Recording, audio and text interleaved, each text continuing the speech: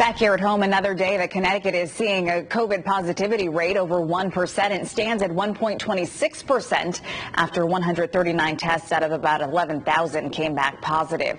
There are 44 patients hospitalized. That's an increase of 6 patients since yesterday.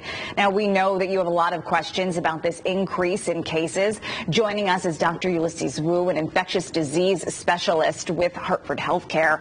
And Dr. Wu, thanks for joining us. Let's start here in Connecticut. Where are we seeing the majority of these new cases appear? Unfortunately, we are seeing these new cases appearing in those who are unvaccinated. Obviously, we have heard or we've seen cases where people may have been vaccinated and they've had what we call breakthrough their vaccination, but by and large, the majority, greater than 99%, are probably in those who are unvaccinated. You know, we're hearing, and we just heard in the previous story, that in LA County officials are reinstating that indoor mask mandate because of the increase in cases and hospitalizations. What do you think of that action? Is it something that we could see here?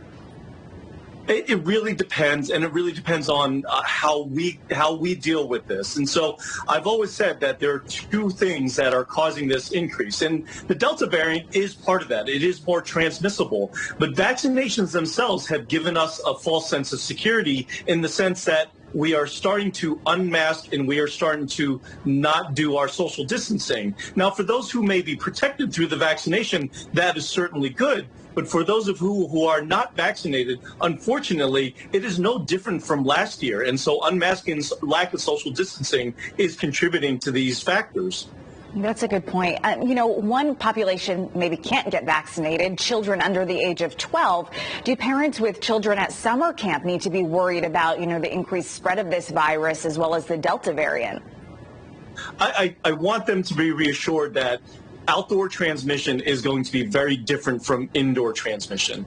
That being said, outdoor transmission can still happen. And so should they worry? I think they should take caution and they should consider that. And it is even more important that if the risk isn't at camp, it can still happen at home. So those who may be unvaccinated at home, masking and social distancing around those who we do not know may still be in order at this point.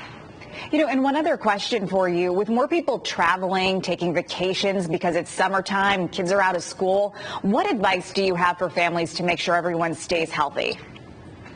If you are in a cohort that you do not know if they are vaccinated or that they may not be healthy, i.e. they may be exhibiting symptoms of COVID, if you are around that cohort, it is probably best that you mask and social distance, especially if you're indoors. Outdoors, maybe not so much unless you're in close gatherings, crowded groups, and so on. But indoors and unknown, I would definitely consider masking. And please get your vaccination.